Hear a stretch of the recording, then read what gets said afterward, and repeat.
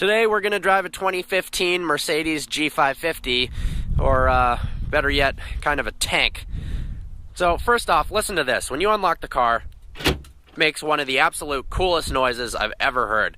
And the doors are incredibly heavy, really solid hunk of metal. The sound it makes when you close them, equally satisfying. Instantly you notice that you are incredibly upright. The windshield is almost completely vertical. You feel like you're on top of the world. So it doesn't have a stop-start button. You got to actually put the key in. But nice V8 rumble. Put it in drive down here. The steering on this car is extremely heavy. So it makes maneuvering it around parking lots and around town it takes a lot more effort. 5.5 liter naturally aspirated V8, 382 horsepower. In first gear it pulls pretty good, but it does feel like it dies off after that. It's over 5,000 pounds, so it's a huge truck that could use some more power. In 2016 they did a redesign, new twin turbo 4-liter V8 that makes a little bit more power, so that's probably better. The handling on this on road is really bad.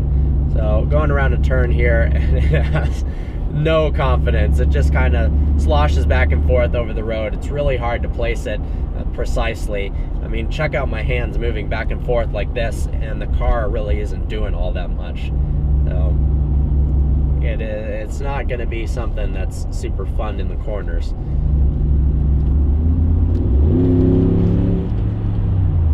Visibility is incredible. One of the best visibilities of any car we've ever tested.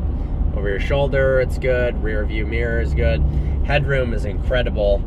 Overall space in the front two seats is really good.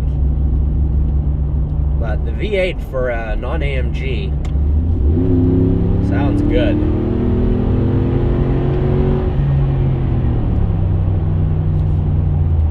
When you're driving it, one of the most annoying things is this screen here. Especially in reverse, the backup camera graphics are absolutely terrible. Just in general, it's not really that pleasing to look at. But I do really like the turning indicators mounted on the hood up there. These like two just giant lights. You can see the bolts in it. It's just an archaic looking vehicle. And thankfully you can see that while you're driving it, not just when it's parked and you're staring at it.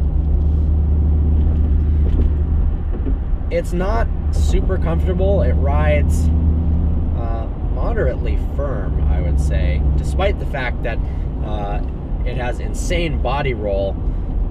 You feel bumps a lot more than you would expect.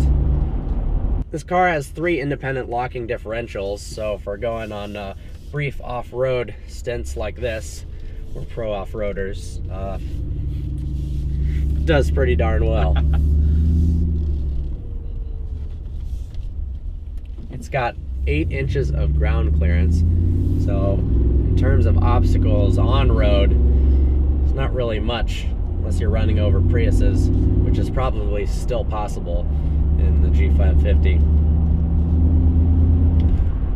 Road noise is more abundant than your typical Mercedes. You've got a decent amount of wind noise coming through this front windscreen, probably due to the fact that the coefficient of drag is horrible, and you've got a vertical giant piece of glass right in front of you ramming into the wind, so it does penetrate into the cabin. But the one benefit of the somewhat lack of isolation is you do hear a little bit more of that V8 intruding into the cabin, and I'm really glad they did that. Hope you enjoyed this video. Like always, please browse our channel and subscribe. Let me know what you think about this new type of point of view. Look forward to seeing you next video.